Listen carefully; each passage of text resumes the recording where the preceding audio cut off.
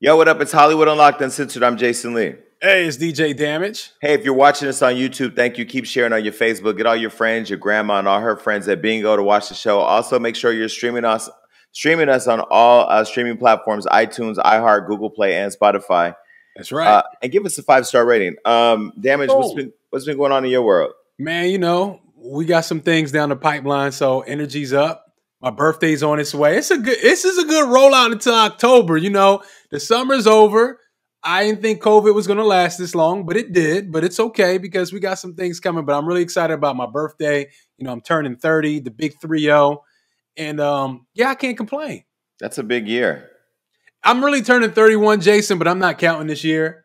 So yeah, wait, I'm not. How you gonna tell people you're turning 30 when you're turning a whole? I'm letting them know when I celebrate. I'm saying I'm 30, but I really will be 31. I'm not counting this year. This year's thrown out. But why though? Because this year, although it started off rocky in terms of anxiety and all that, I mean, it's brought about a lot of good things for me. For you, but for me, we're gonna throw this shit. But you know what? This new year that's coming, my 30th, my real 30th, it's looking pretty good. I'm not mad at it. So. Yeah, I'm not counting 2020. This never happened. This is deleted.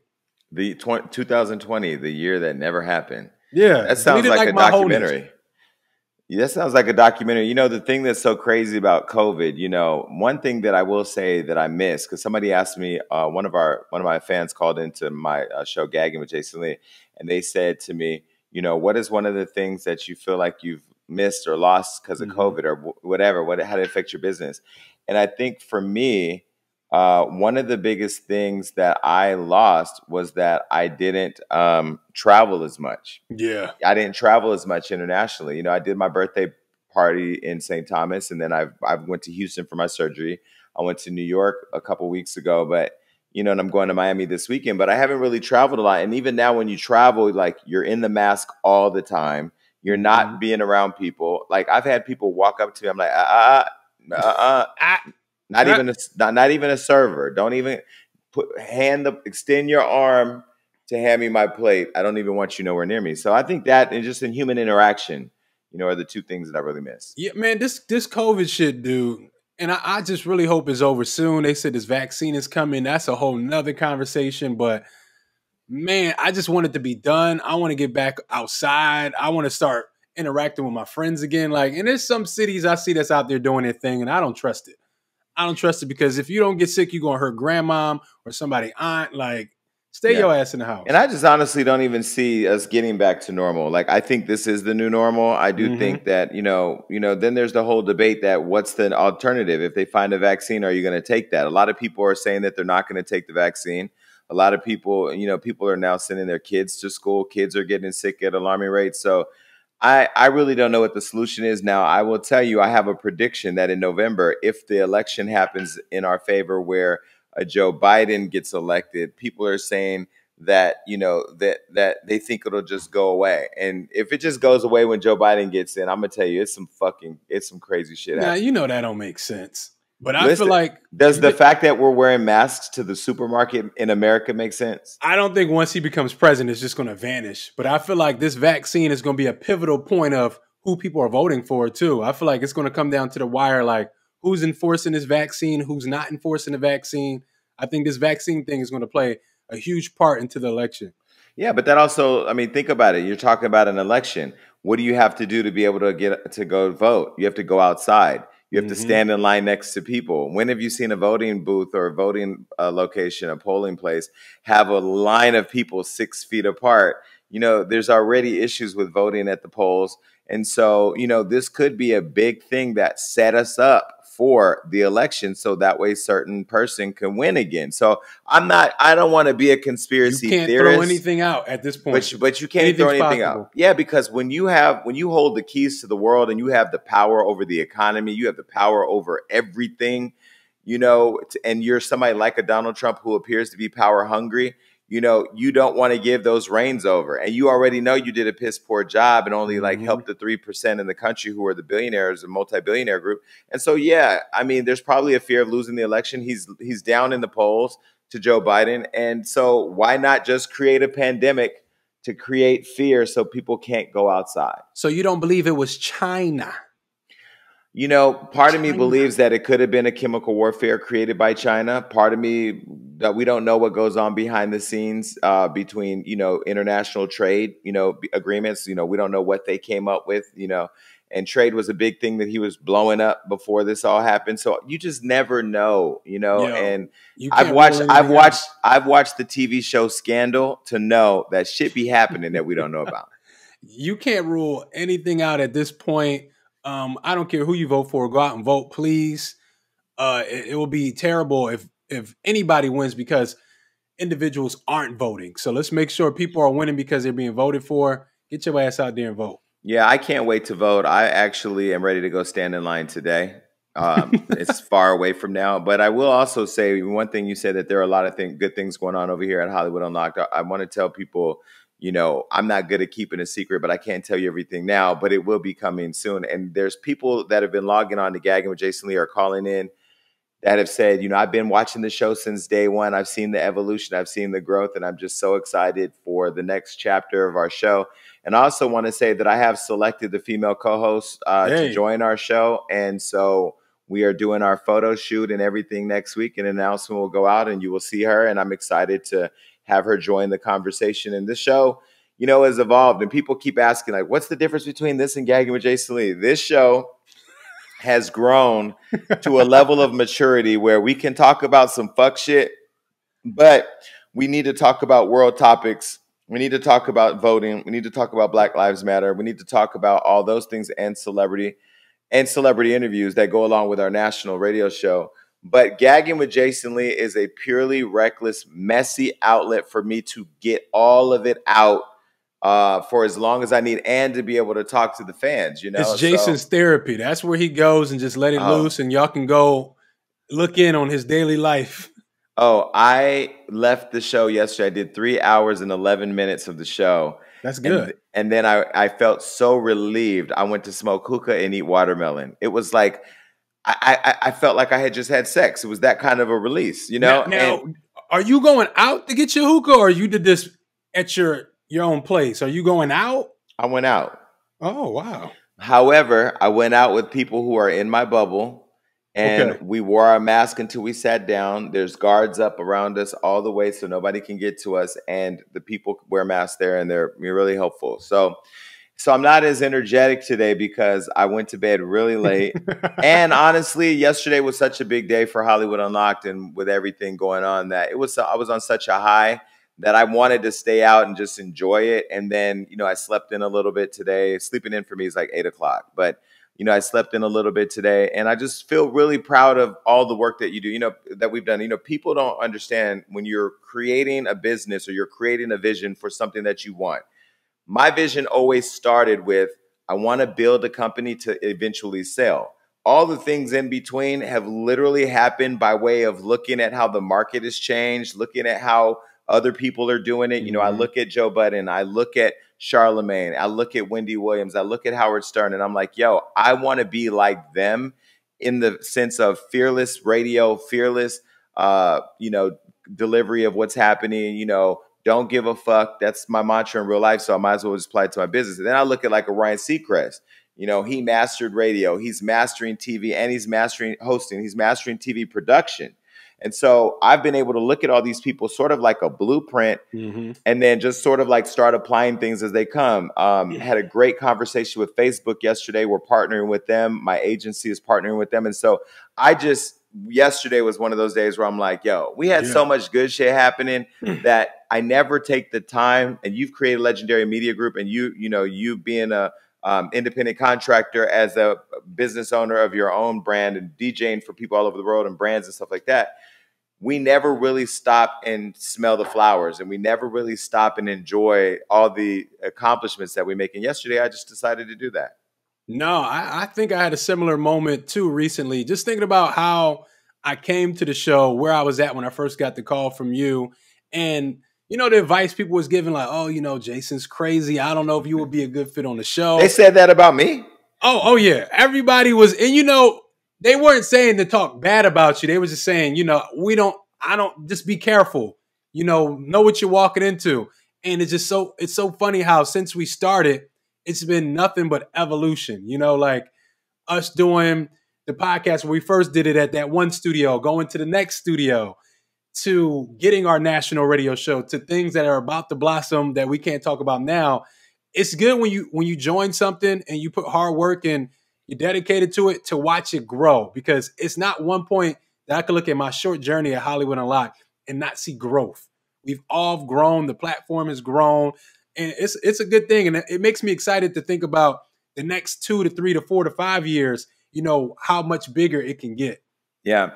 And I want to say to, everybody that listens, although me and Damage and Melissa, when she was here, show up to do our job, we're able to do this, and we're able to have these experiences and growing in the evolution because of our fans. Behind the scenes, there's a lot of folks, Ariella, who produces the show now, and Adam, who's been shooting the show since the very beginning, 4 years now. But we would not be doing this without the fans. We would not be doing this without the small business owners who support Hollywood Unlocked and buy advertising. And for people who, artists who promote their music on our platforms and stuff, you all literally are the reason why we're able to do this. And so it's not just a win for us, and it's not just a celebration for us. The journey really is a celebration for everybody who's been a part of the brand. People have referred to us as the Destiny's Child of podcasting. We've had so many group members come and go. We had highs and lows with all those people, and the fans love, we've taken them through a journey and a roller coaster at times. You've seen it play out on Love and Hip Hop. You've seen it spill over into Instagram. But I will say that my sight has never been taken off the idea that eventually we will have developed enough influence to be able to achieve all of the dreams that I've had for this brand and for the show. And look, we'll continue to evolve. And like I said, for the fans who like a lot of the extra extreme messy shit, Gagging is that show, but it is not a show for anybody who gets offended. If you get offended, do not watch the show, because I say the craziest shit and I'm unapologetic about it. Here, I still say crazy shit, but I temper it a little bit for, the idea that this is you tempering it? Yeah. This is your temper mode? This is Look, me on this show is like, okay, now he's a little wild, but on that show, that's literally where you'll see your favorite reality stars, YouTubers, Instagram people. You'll see some celebrities pop up here and there, but it really is for, drag queens, transsexuals, people who have, it's crazy in terms of our guests. It's crazy and wild. So, and it's for people to interact with me. But yeah, I'm excited about where we're going. And yesterday, like I said, was a very good day.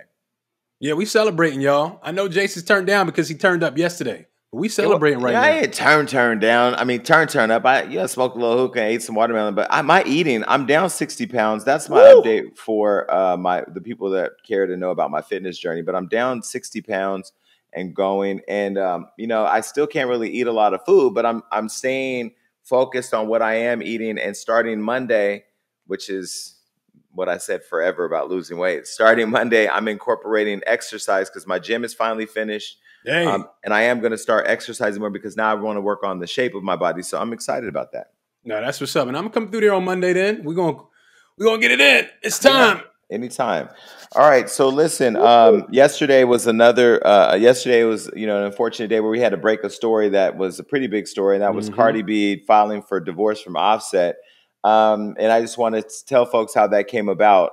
So basically, I was at home and I got a message from a fan who said that they worked at a courthouse in Atlanta and that Cardi B had filed for divorce. Now, mind you, me and Cardi are friends and we talk about everything, mostly about personal stuff. And I hadn't talked to her in a few days, so I hadn't heard from her on that.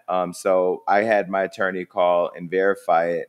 Once we verified that she had filed, nobody else knew about it, and the papers weren't even processed yet. They were being processed. Then we went ahead and we ran the story. And I called Cardi to talk to her, and she answered the phone, but she was in the middle of something and couldn't really talk. So I did give her a heads up that I would put that out. And for those of you that are saying, well, you didn't give Joe Budden the heads up. Joe Budden and Cardi B those are two completely different relationships. So I did call, and she didn't give me a reason why, and we didn't talk about it why, but I did put the story out. And, the most funniest thing happened. Like, I had called my friend Mike at The Blast. Shout out to Mike Warner, who owns The Blast. Mike is, he used to be at TMZ and he left and started The Blast. And you know, he's really good about helping to get our stories to go really broad. So I gave him the link before I sent it out to anybody else, and Mike helped me service it out to everybody. And then TMZ picked it up and tried to take it as their story. See? Eventually, they made a note that, you know, Hollywood Unlocked was the first to break the story. But in, you know, in what we do here as journalists, or whatever you want to call us in media, there's a proper thing of crediting certain people to certain stories. They didn't do that yesterday. They never do. I really feel like Harvey Levin, who's also a rapist. He just rapes the culture. Yeah, the You know, Weinstein of media. yeah, the Weinstein of media. You know, when you talk about stealing from the black culture, black community, Harvey has been bad for black people, bad for black employees, and bad for black creators, because he simply does not have the hands on the reins, and he allows his staff to shit all over other publications. Now, Hollywood Unlocked may not be a juggernaut like a TMZ, because we didn't get $11 million from Telepictures. You haven't been on the air for 10 or 20 years or however long to be on the air. But we still are competitive, and we still get a lot of breaking stories. We broke some of the biggest stories, and they've tried to take every story. And so I just don't understand what's happening, Harvey. Are you not getting dick down? Are you not going to the Abbey and buying dick for the weekend? What's happening? What is the problem? I don't understand why TMZ and Mike Babcock, your bitch ass, when I run into you, it's going to be a problem. I don't understand what the problem is at TMZ. Like, if you want a problem, I'd rather you just, you know, face to face deal with it like a man, instead of being a bitch and hiding behind the internet. Because at this point, like, I really do feel some type of way. And yesterday was an indication that, you know, TMZ really don't give a fuck about other platforms. But there's a news story out that people are speculating that Offset has a baby on the way, which is not true. Thank God. I know that for a seen fact. that, and I was like, man, I hope this is not why it's crumbling like that. That'd be crazy. But that's officially not true, right? No, they did not. There's no other baby on the way that we know of, that Cardi knows of. We put that story out today to clear that up. You know, I just will say that Cardi was going to file before. This was not like some spur of the moment thing. She had been at a point where she had taken what she can take. She had given what she could give. You know, Cardi is a homebody. She ain't in the streets. She ain't fucking around with niggas. She's with her kid. She's doing her music. She's chilling at the house, staying away from COVID. And she's here surrounded by her family in Los Angeles. You know, Offset is here in LA, staying at another house with the Migos while they create an album. And so, you know, that there's some distance between them, but not a lot. And I know that they're both great parents to their kid, to culture. And that's unfortunate that there's a kid involved. But I just think when a woman's fed up, a woman is just fed the fuck up. And I think she got to a point where she just said, you know, fuck what people are going to say. Fuck all the fandom and the pandemonium that media is going to create. I'm going to do what's best for me and my family. And she filed. It's crazy because we just watched them get their home together. We watched them celebrate their daughter's birthday. So like us on the outside looking in, we're like, this is goals. Like they're doing their thing. Like we know they had a rocky past, but it's like, it seemed like everybody is getting to know each other and they're making it through the pandemic. And this news kind of caught me off guard. I'm like, damn, it just seemed like yesterday we were watching their child get their first bag. And, you know, it was like all these family moments. So, you know, I hate to see a family breaking up, but, you know, everybody got to do what they have to do. You got to do what's best for you. Well, she recently did an interview, too, I think on The Breakfast Club, where she talked about moving to Atlanta. She wasn't happy. She's not a fan of living in Atlanta. She's from the Bronx. You know, New York is a much more fast-paced environment than Georgia. And she's been in LA the entire time. They've both been in LA the entire time, both recording, both, you know, living here during COVID. Cardi moved her family here during COVID to, you know, escape what was happening in New York City. And so I don't think she was a fan of that. And, you know, honestly, you know, I first want to say that, you know, Offset is a funny guy. He's a good father. He's, you know, I like Offset, you know, as a person. I like him. So I'm prefacing what I'm going to say with all of that. There's no hate, no shade. Because Cardi's my friend, I'm not going to come here and bash the father of her child, you know, somebody who I also like. But I will say he's embarrassed her a lot. He's embarrassed her a lot, and he's done too much.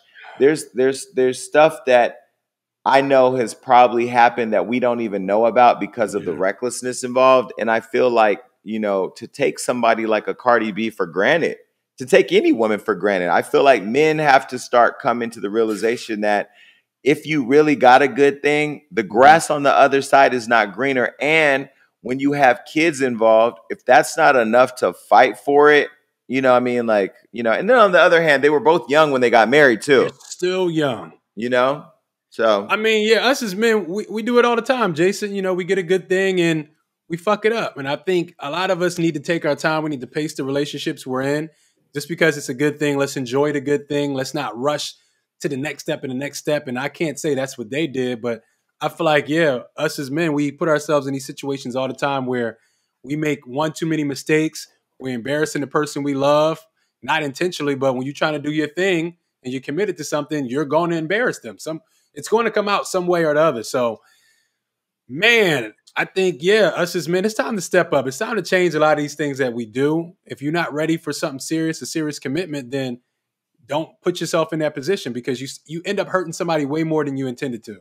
well, one of the things I said to Cardi a while ago, you know, I'll share with you. I said to her, I think you should make whatever decisions in your best interest, but you have a chance to either be Rihanna and leave a toxic relationship and be the superstar that you're destined to be, or be Whitney Houston and be consumed with the toxicity and let it destroy you.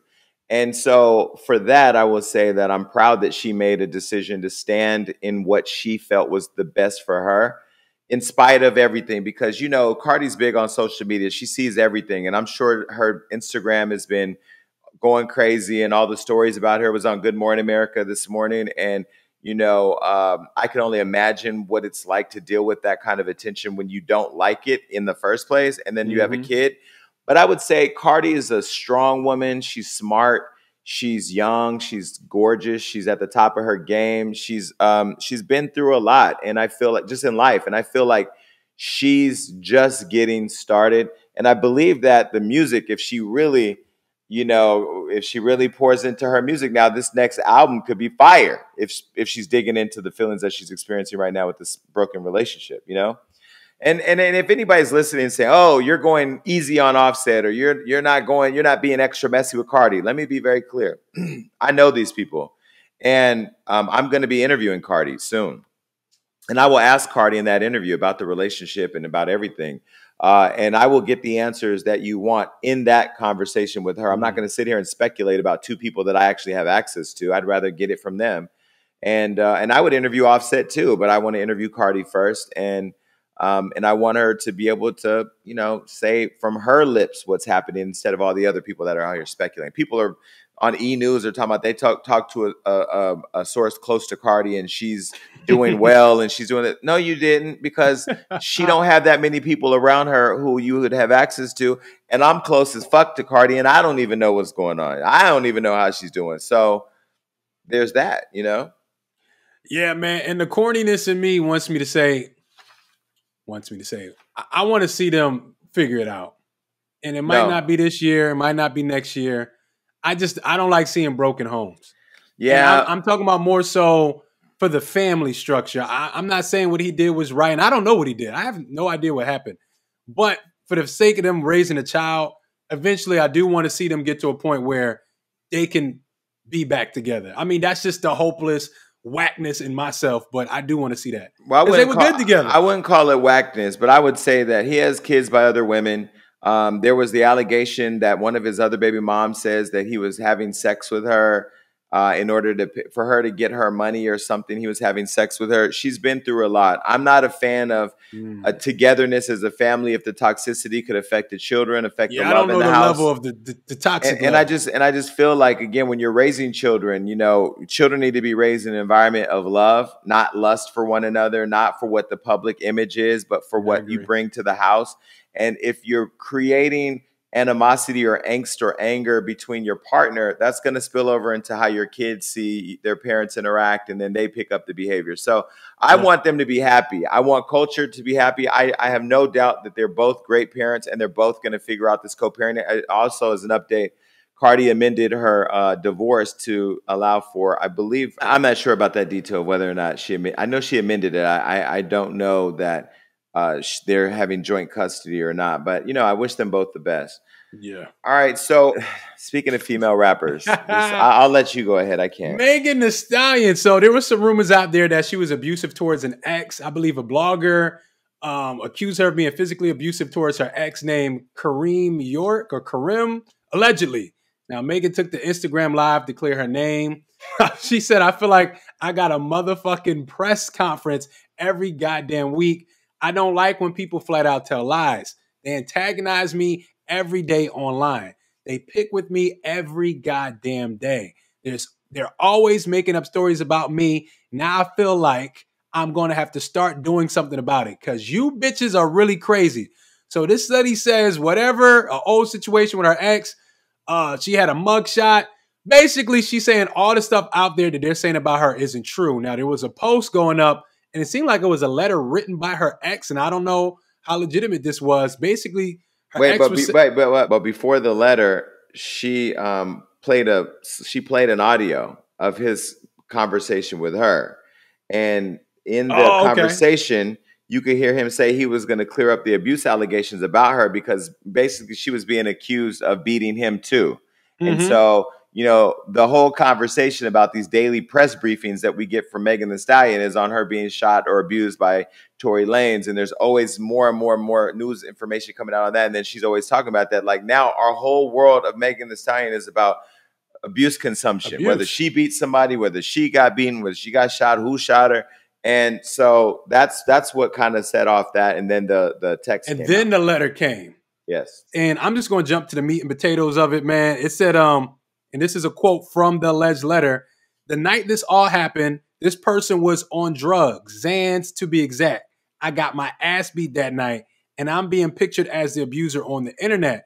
I don't know how many times that woman put her hands on me with multiple witnesses there to see, but one time I did hit her. I've had a gun pointed at me with intentions of being shot because of what? A window. Now, this is supposedly, allegedly from her ex. This is who wrote this letter. And it's a whole letter. I believe him. I believe him because I've heard from people who have been hanging out with Megan when she gets drunk. Okay. Megan sober is the sweetest, nicest from what I've seen in person backstage at the VMAs and just online, right? All right. But I've heard that when she gets drunk, she's very violent, she's very aggressive, she's very loud. And it reminds me of me. It reminds me of how I used to be when I used to get drunk. I could see that happening. I mean, in the letter, he admits that he hit her.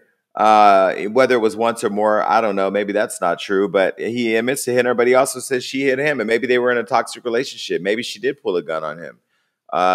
Maybe she didn't. But I tend to believe what he's saying. I want to know where this stuff is coming from. Like, I just feel like it's a never-ending cycle of abuse, like we talked about before. But I want to know, does this, let's say if she did hit him, does that make it okay that Tory Lanez shot her? No.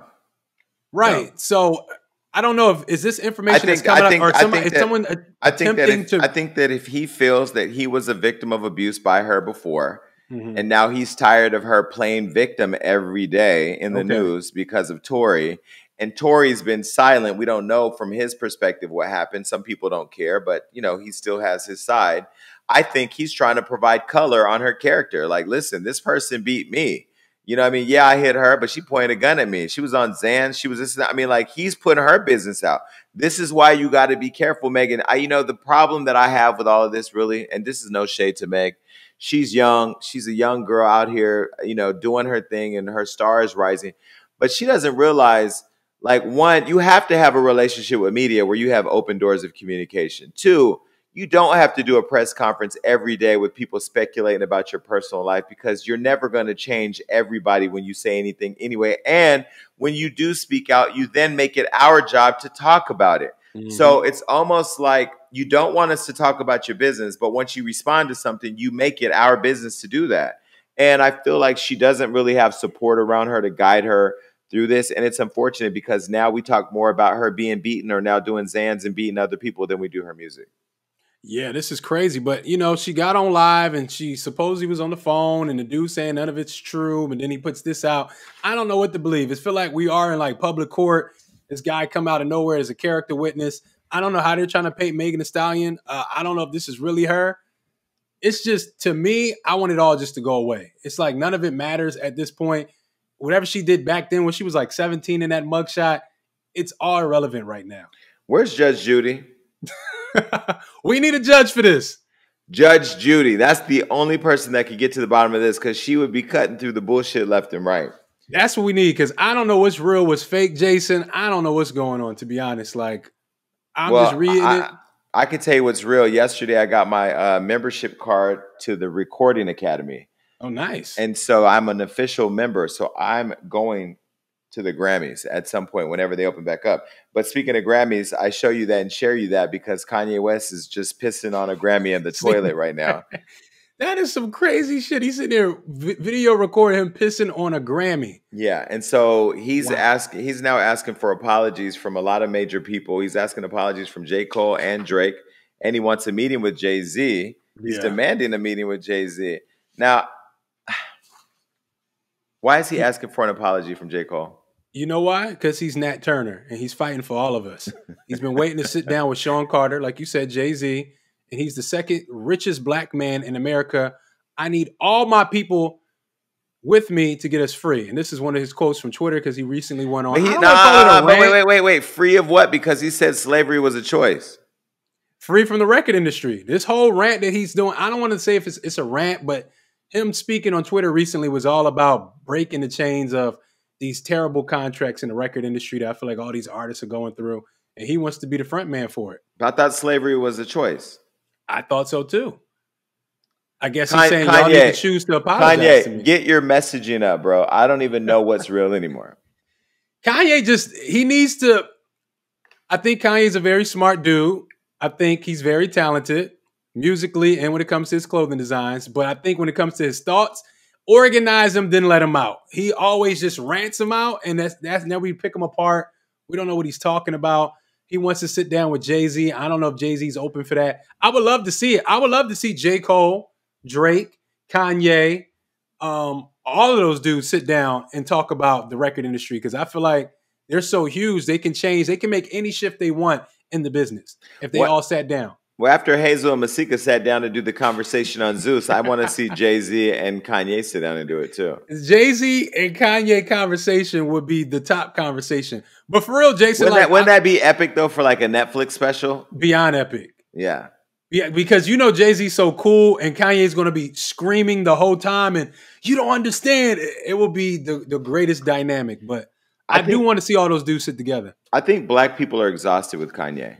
Of course. And then people are saying, hey, Kanye, where are all the white people and the MAGA supporters now to support you in your fight with the label? Crickets. Somebody posted that or whatever. And I just feel like you're Nat Turner for real. Like you're leading the revolution. And look, between those tweets and pissing on the Grammy and the Kardashian show being canceled, something is happening in Calabasas. I don't know because I've not been permitted back since I dropped the Chloe story. But I will say something's happening in Calabasas. I think everything he was saying was on point. This is the one time Kanye has ranted, and I was like, okay, I see where he's coming from. The only part that stuck out to me is you're demanding apologies from J. Cole and Drake. For what, though? Well, they both dissed him on wax. Like J. Cole has been dissing Kanye for a long time. Drake has all types of subliminal hit songs. Drake and Kanye live across the street from each other. And Drake has many songs where he's talking about him busting that left and doing all types of shit at his house. Busting what left? It's so many songs Drake has that subliminally talks about Kanye West and how they live next to each other. Oh, really? Yeah. Yeah. I guess that's what he wants the apology for, but bro, you're not getting it. Like you dished it, you get it. Harriet Tubman is laughing at you right now. Okay. He's Nat Turner. I can't. I do want to see them sit down. I feel like other cultures and people that's in business, even if they don't like each other, they sit down and they make business happen. They make things work for the greater good. I want to see them all sit down. I feel like the record industry has been structured the same way for years. since it started, it is time for a change. It's time for more ownership. It's time for less fucked up contracts. It is time for that. Now, listen, for those of you who are content creators, I'm going to tell you right now, the journey on ownership is really long and hard, and just it seems like it's not going anywhere, but it's so worth it. Like, I'll tell you right now, you know, when we got to iHeart, one of the first things my attorney put on our paperwork was that we, you know, Hollywood Unlocked owned the show, and there was no argument. You know, you have a lot more leverage when people use your content. They got to pay you extra money to license it. When they don't, you can sue them and get more money. You know, you have more rights in terms of taking it down. Ownership is just important. And I will say, as a Black content creator, shout out to Facebook. I've been on calls and meetings with Facebook over the last couple of weeks. They put together a $25 million fund for Black creators. So if you're a creator and you don't know about that resource, you need to go right now and Google that and apply. And then there's other stuff happening over there that I think you should stay tuned in. And I really appreciate how Facebook has put in their money where their mouth is, literally, and saying that they want to support more inclusion for Black creators. And, you know, I know we're in there and we're a part of the conversation. So I already told them, y'all give me $1 million, I'm going to fuck shit up. Like, it's a wrap, you know? And I just, again, I feel like ownership is critical, but also having the courage to fight for ownership is important. And a lot of these artists, they don't own shit. You know, I know Kanye's biggest fight right now with the label is wanting to give his kids his masters. You know, but, you know, I remember a conversation we had with Wack, right? Where, was it Wack or was it Jadakiss? I can't remember. Well, whoever we were talking to, they were talking about Jadakiss, where you get into these relationships, you get into these contracts. These are the deals that you sign. You got to own the shit. You know what I mean? So again, the road for ownership is a lot harder, but it's definitely worth it in the end. For sure. And like I said, I think it's powerful if the biggest artists in music get together and change the norm. You know, if Drake, J. Cole, Kendrick, they ain't gonna do it. They ain't gonna do it. They should do it though. Like I said, I feel like other people, I'm not gonna say people in other cultures, people that are about business, if they don't like each other, they will sit down and white people do it. White people do it. I can't just say just white people, though. White people do it. Bill Gates and Warren Buffett got together and they figure out how to get all the money, how to launch philanthropy. Yeah. We can't get together and decide if we like Travis Scott's McDonald's burger.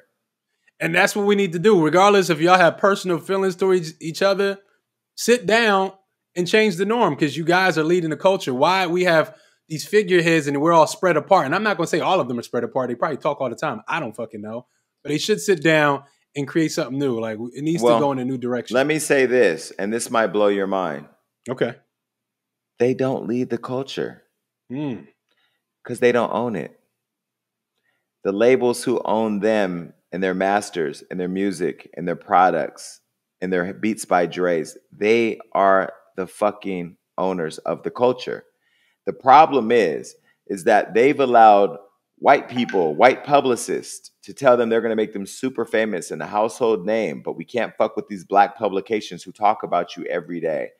They allow these corporations to give them millions of dollars in lieu of ownership to make them feel like they're rich and wealthy and powerful, when really they're pawns.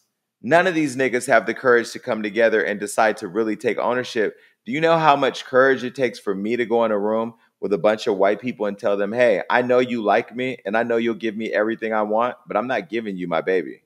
I own 97% of my company. You're not getting it.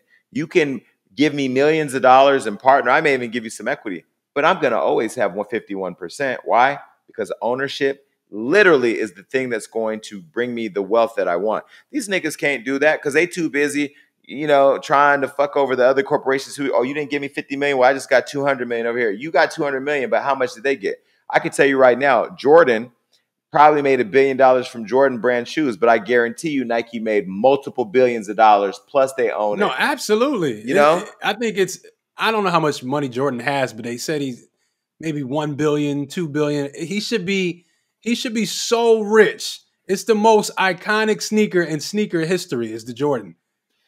He should be able to be so rich, but look at Jimmy Iovine. Jimmy Iovine, white, one of the most powerful people in the industry, one of the most brilliant people in music in the industry. Also, no, they'd say he's basically a shark or whatever, but I guess you have to be at that level of success, right? he created the whole Beats by Dre movement with Dre, and he opted to take equity in Apple.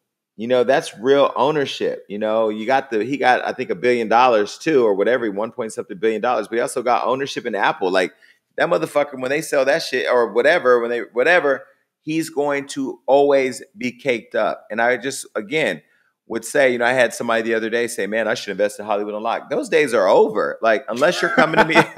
Unless you're coming to me with $3 million and you're taking a small part of equity because you believe in the exit, I'm not talking to you because I don't have to. And I feel like, again, to your point, if Drake, J. Cole, Kendrick, Jay-Z, and Kanye sat down and Beyonce and said, this is what we're doing, it'll be a problem. But then again, they own Tidal. How many niggas is streaming Tidal? I'm not on Tidal.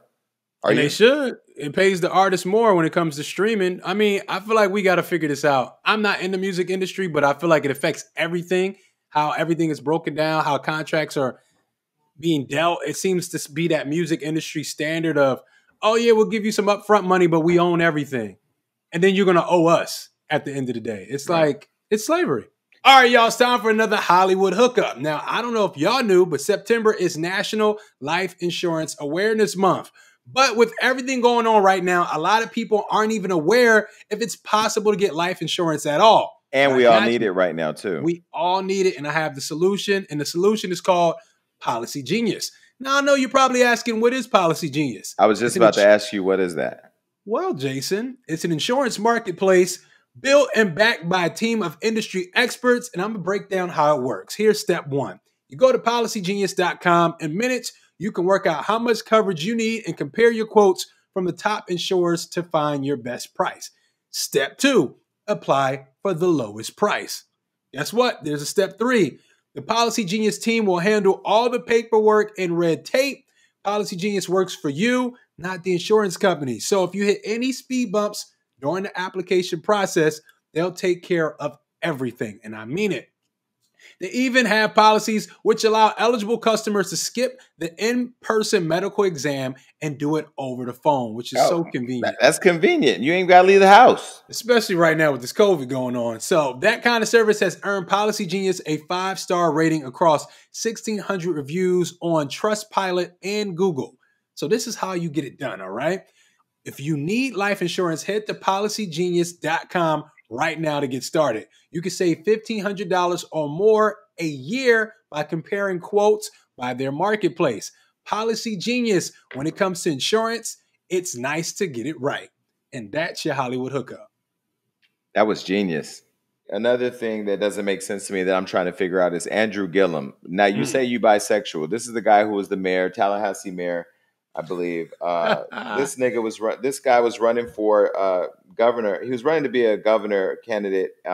Anyway, he's now come out on Tamron Hall and said he's bisexual. This was the guy who had rented the white boy from the website rentmen.com. I don't know if he used a coupon or left some type of receipt, but either way, it came out. There's pictures of him laying in his own vomit, butt ass naked, which means those two niggas were in a tryst. Okay, so the real gag, not a shameless plug, the real gag is that he was fucking around on his black wife with his black children with this white man. He was caught up in the swirl. So now he was caught up renting this white man allegedly, and then was exposed for not only being a drug addict, but has now come out as a fucking bisexual man. And this is why I feel very torn on this whole thing because one, he was outed, which was wrong, but two, he was doing this dirt behind his wife's back, which was wrong. But also, black men aren't able to express their sexual desires openly because of being shamed, which is wrong. So where the fuck is the solution in all this? There is no solution. And to be honest, I don't care anybody say that shit looked like a setup. Not saying he's not bisexual and he don't like men, but they walked in on him and it was just like, it looked like a scene out of a movie. He was knocked out. Pills are perfectly right there. There's other drugs right there. It's like, bro, what happened? This is crazy. Now, he's 41 years old. He's a father of 3. He entered rehab to get some help. You know, I love the fact, shout out to Andrew, to be able to come out on national TV and say, yes, I am bisexual. You're married to a woman. We still don't know what your relationship is with your wife. We don't know that she knows. There's kids involved who are on their iPads at school talking to their friend about their fruit roll-ups. And then the nigga's like, nah, you got to roll up because your daddy's sucking dick. I mean, there's just so much going on here. And then the white boy, I don't know where he is. I don't know if he's on rentmen.com. He's probably a star with 5 stars. I don't know what his rating. You know, you can be rated on rentmen.com. If you sell your asshole, they can go and rate the experience on Rentmen. Did you know that? No, Jason. I had no idea. Sort of like Yelp. You know what I mean? Like Yelp. Yeah, like my friend used to be on it. My friend used to be on it, and I used to go look at his profile to see what the fuck he was doing. But, you know, he charges more. You could charge more if you're outdoors than indoors. So, like, say if you go over to be with somebody for an hour, you charge $100 inside. But if we go outside, it's $200 an hour. If we go on a trip, it's $1,000 a day. You know, and then people can not only rate you based on 1 to 5 stars, they can actually leave comments. That's wild. So somebody could say, you know, his ass is too loose. Don't rent this. So this guy is no longer on this website, or you just I don't know. I haven't tried to rent him. I mean, listen, I don't want to be laying in my vomit, you know, but he's hot. And last night on Gagging, we talked about this with Sky, and she was talking about how his nipples look like they use clamps. I didn't even know that men use nipple clamps. And I didn't know, do women use nipple clamps? Yes. Yes, they do. Have you used them on a woman? Oh, no. I'm scared of that stuff, but I've seen it. I've Really? seen it. I got some videos. Yo, these DMs I get sometimes, Jason, I've seen it all. Don't send that shit to me. I'll block you on Instagram. I seen the girls have the things where it's like electricity going to their nipples. I seen some stuff. I can't. Well, either way, look, Andrew, I would love you to come on the show. You know, I just want to know if you're into anal or, you know, I don't know what you do, but it'd be a different type of interview for sure. I'm definitely going to dig. Definitely going to dig. Definitely going to dig deep. We're going to do a dig deep. You going to do a deep dive with Andrew? I'm going to do a deep dive right here on Hollywood Unlocked. That's wild. Now, you see what's going on with Travis Scott? Listen. This boy has been fined more than anybody in history. What's happening now? I thought didn't he just drop a burger with McDonald's? People are online or talking. He got a whole meal, but he's being fined for holding a mass gathering at the original McDonald's. Happening out here in Downey, CA, where he celebrated his collab with the fast food empire. So 500 people showed up to meet Travis, you know, take pictures, get signatures, all of that. But I guess he didn't have the permit to be there at McDonald's with that many people. Because there's a pandemic. This is true. This is true. I didn't think about that, but lock him up. Lock him the fuck up. Yes, absolutely. Lock him up. You nigga, you're creating a pandemic for the pandemic. Why are you inviting 500 people in the middle of COVID-19 to go and eat your nasty ass burger? Alexis Sky said it was trash and dry on Instagram, so I'm gonna believe her. Well, it depends on what McDonald's. You know how that go. Everybody remember the good McDonald's. All my McDonald's been juicy, except for the one in Times Square in New York. That one, they shut it down anyway, so it don't matter. But yeah, but I think they try to file. So it says, his team tried to obtain a permit for over 200 people, but I guess they didn't get the permit finalized. So because COVID-19, there's a pandemic. Lock them up. I'm sorry. I'm tired. When I tell you I'm so tired today. Listen. When I know you guys are in the comments like, Jason is literally about to go to sleep right here on the show. I'm tired, and we have another interview to do after this where I have to be upbeat. But this is the one show I'm telling y'all right now, if you're watching, if you're listening in your car, you know I sound sexy. But if you're watching it, on the screen, just know that I am so fucking tired that the fact I showed up today, I deserve a gold star for that. When don't we show up? That's the question. When we got to go to the clinic and get a shot because we fucked something we weren't supposed to. Yeah. No. I said, he made me say yeah to that. No. All right. But anyway, to wrap up this Travis Scott thing, he didn't post it anywhere. People just showed up. You know, I watched somebody steal the poster off the McDonald's wall. So it's a big deal. You know, I didn't get the sandwich yet. I don't want the McDonald's sandwich, but I'm happy for him. I'm pretty sure he could have put out his own Happy Meal on his own, but you know, work with McDonald's. They need them. They need that. No, they don't need. No, they don't. Black people have the high damage. I said they need damage. Him. Damage. They need them. Damage. I just lost 60 pounds because I was eating Big Macs. Okay, I'm telling you right now on behalf of all people who are overweight, and in this country, obesity like supersedes everywhere you go in Europe. Motherfuckers do not need to eat this nasty shit. Travis Scott is bad for the culture, introducing more artery clogging burgers. Well, nobody fucking cares about your dreadlock burger. Where's Stormy? Where's Stormy? Where's Kylie? Let's talk about why y'all broke up, because I know that tea. I ain't spilling it yet because I ain't got permission. But I'm going to just say this. Keep your pickles, keep your onions, keep your extra drip. No, the shit's dry anyway, and we need to dry out of eating burgers. I'm not eating McDonald's anymore. So, I mean, I'll still take a brand sponsorship and advertising for him, but I ain't eating that nasty shit. That's what he did. No, but I will Jason, take it. how you going to say all that and then do exactly what he did? I'm going to tell you how. I'm going to tell you how. Because Jason Lee don't support McDonald's at all. Hollywood Unlocked still takes the bag. So you can still buy advertising. We just not going to eat it. You know what I mean? So listen, it won't be a Jason Lee, Caesar salad in there? No, I'll be telling all my friends the gagging Caesar salad. Hey. I take all that back. McDonald's, call me. McDonald's trying to step their stuff up. I mean, I don't eat there. No, I ain't gonna lie. I fucking miss McDonald's. I do miss McDonald's. You know what else I miss? I miss In-N-Out. I drive by In-N-Out. I want to just buy In-N-Out burgers and just hand them out to my friends because I can at least watch them eat it. Because I can't eat bread right now, but In-N-Out burgers and McDonald's, like I used to love a Big Mac. But I mean, the shit's not good for you. Like, all serious, all jokes aside, obesity is a problem, and I am focusing on my life right now. And I do feel like, like every time my sister says, "Oh, I'm taking my kids to McDonald's," I'm like, "For what? Go home and cook them a meal." Like, they don't need to eat McDonald's every day. Nah, yeah, McDonald's ain't it. I mean, they're trying to get better, trying to get more health conscious. They're using they say they're using real meat now for the chicken nuggets. It's like, wait, so was that what were y'all using before? Wait, so that wasn't real meat? Not before. Now they're like expressing like this is white, white meat. This is from it's like, so what were we eating before? It was like, probably. Have you ever seen them make it? It's like this pink paste. It's weird. What, the burger? Any of it. All the meat, like it's like this pink paste. Wait, at McDonald's or at In-N-Out? This is at McDonald's. No, In-N-Out comes from a local farm. Let me say this. Pink meat could be ground beef that they put into a tube to squeeze in there because it's pink. Beef is pink when you squeeze it. You know what I mean? I get it, but see, and I understand, but that's why I'm sorry. I'm so tired. I said something that was not a sexual joke. I'm just looking at Adam laughing in the camera. I'm saying maybe, whatever. Look, Travis, your burger is a dab, not a wrap. It's a dry ass burger. I'm not supporting it. I think everybody else eating should not be supporting that. You need to eat healthy. And speaking of a salad, last night I had a chicken Caesar salad for dinner. I recorded on my Instagram. I said I was going to record my whole day, and I forgot by lunch. I did have lobster though. I did have a piece of a lobster for lunch and spinach, and then for dinner I had a smoothie. And then I had a few bites of a Caesar salad. And I mean, I feel like I'm eating healthier, but like today I weighed in and I didn't lose a pound.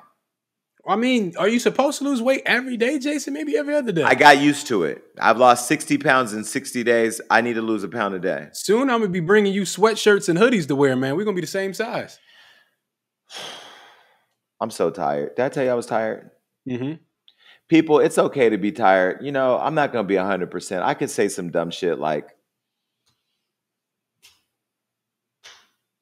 Andrew Gillum should fuck Tekashi 6ix9ine since they both appear to be bisexual. But that's not, I'm not here to do that today. Did you see Tekashi's lace front? I did. We talked about that last time on the show too. Look, I think, my sister used to have a lot of My Little Ponies running around our house, fucking trotting along and shit. And when I see him, he's always reminding me that he doesn't remind me of Lucky Charms because ain't nothing good at the end of that rainbow. So I don't look at him like Lucky Charms. I look at him more like, nigga, you're like My Little Pony, like whatever. He's a clown. And I'm not saying that in a disrespectful way. Tekashi's literally like if you go to Barnum and Bailey Circus, you see the tigers, you see the fucking elephants, and then the niggas who run out. Those are clowns. All he needs to do is juggle. Now, if he'd have stayed in prison, he'd have been juggling some balls. But if he would learn how to juggle, yeah, he's a clown. He is a clown. Tekashi with that lace front, that was epic. That was funny. And the fact that he said he paid $15,000 for it was hilarious. Yeah, I'm surprised with all the people that hate him, nobody's figured out how to get him yet. You know what? It is hard, Jason, because when you go after somebody that's protected by the feds, you're asking to get locked up. It's Listen, a one-way ticket to jail. One way. if you ever watch, you go to YouTube and watch Ronald Reagan assassination attempt. Some man who was fed up said, "I'm taking one for the team," and he went after the president. Now, I'm gonna be very clear. I'm not saying at all anybody should kill anybody. Definitely shouldn't try to kill the president. Let me put that out there. Hey, Donald. But I will say that, sometimes you got to take one for the team. You get fed up. You're like, you know what? This is a disgrace. This is putting a stain on the street culture. You're making a mockery. My friend died and you came and poured alcohol trying to mock my friend's death. Mm-hmm. So I'm a real nigga out here. I'm killing everybody anyway. I'm going to just take one for the team. I'm not suggesting people do it, but I mean, what's taking so long? The feds. Now you're scared. You're scared of the police. Gangsters are scared of the police. No, I don't think people are too much scared of the police. I think the feds though is different. Your ass is getting locked up for real. I think if you go after him, it's a one-way ticket to jail. The silver lining in it all is that the federal prison is a lot cleaner and safer than the regular prison. It's more luxurious than the regular prison. Some of you are living in the projects. You want a better, cleaner environment. You don't want to pay your bills anymore. You want them to be paid for the rest of your life. I think it's a matter of perspective damage. You're right. You know what? Okay. I'm with you. I don't want him to die, but I want him to go away. Okay, look, speaking of shooting, here in Los Angeles, we had 2 police officers shot. Did you see the video? Yeah, it was terrible. That was terrible. What'd you think? I didn't like it at all. I don't like any kind of senseless murders. Period. I've seen people making jokes about it. You don't know those 2 officers. You don't know what they do. You don't know their background. You don't know if they're crooked. You don't know if they have children. Well, you may know now, but I don't like that. I don't like somebody running up on anybody and just shooting them in the head. That's not cool. But doesn't it provide a balance, somewhat of a balance to the inequities that Black men and Black women are facing, being killed unjustly in this country, where their lives are trivialized by the president, where he doesn't, honor them in any real way with real reform or real penalties for bad police, to now have it happen to them. It sends a chilling, anytime a police officer dies in the call of duty, it sends a chilling, vibration across the country. They all wear their stripes across whatever. These 2 cops didn't die, but it's almost like an eye for an eye, right? Like where the Bible talks about an eye for eye. Like you all have diminished the value of the Black life to the extent that now niggas is just running up on you and shooting you. And it's unfortunate. It's unfortunate because, like you, I don't feel like anybody should die or be harmed. But what's going to get their attention to where they prioritize this at a national level and sweep it all across our country, where we say, hey, Black lives matter, and we're not going to, just disregard Black life anymore. When I was growing up, there were certain cops that tormented the neighborhoods. There were certain people that stood out. There were certain patrol cars, certain numbers that to look out for. And I'm not saying it would have been better if they strategically attacked those kind of individuals. I don't like just the senseless of 2 cops that are just fresh on the job, you shooting them in the head. I'm not cool with that. There's a lot of people out there that want that energy, that put that energy out there. Attack those people. But you just running up, shooting somebody in the head, I'm never going to be with that. Like, I don't care who it is, what it is. I don't like that. I don't think it's cool. Those people are somebody's children. They're probably parents. Like, I don't like that vibe. I don't like it. But so was Breonna Taylor. I get you. I understand. Absolutely. Like I said, I don't like any of it. Yeah, I understand what you're saying. Now, let me say, Breonna Taylor recently, her family settled for $12 million, and the police officers are still not arrested. I mean, I personally, there's no value you can put on a human life, especially when it's somebody that you love. I'm glad to see that they did get a decent settlement, and I hope that her mother is reporting that, they're reporting that she's going to stay, on top of them, giving her justice. I hope she really continues to fight for that, because you can't just write a check and then all of a sudden we forget about our daughter or our brother or our son. And look at even the inequity of that. They're not giving that to Tamir Rice's family or Trayvon Martin's family or these other families. And I just feel like the money, people now are focused on the money and not focused on the fact that we have to keep this going, right? Yeah, we asked for justice. We didn't ask for a settlement. And I'm sure, that can help somewhat. But at the end of the day, like, arrest the motherfuckers that did it. Or arrest the person that signed off on that warrant for them to go in there. There's somebody that's responsible for this. The police, that one in there, you can't get it all written off because you're using taxpayers' money to issue a settlement. Yeah. Like, well, that's the biggest fuck you. We're all riding for justice, and then you're using our money to pay her. Like, it's a big fuck you. Listen, we're going to keep saying her name here at the show, and we hope that you guys continue to keep all these names in the media and just keep them on your social media because, it'll be a great victory for the movement when we see these officers indicted. And I'm sure the grand jury will send an indictment at some point. They need to indict that bitch ass attorney general too. By the way, we haven't forgot about your black ass sitting up there allowing this continue to happen. And you don't think if Kamala Harris gets in there as the vice president, she's not going to be urging the Department of Justice to get in there and really focus on this. So, Kamala, this is a chance for you to speak to Black Americans right now and give your commitment to do that. I want to interview Biden or Kamala. I think that would be fun. But until then, we are out of here, man.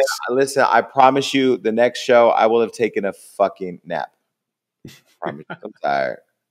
But I'm not too tired to say this. Bye. Peace.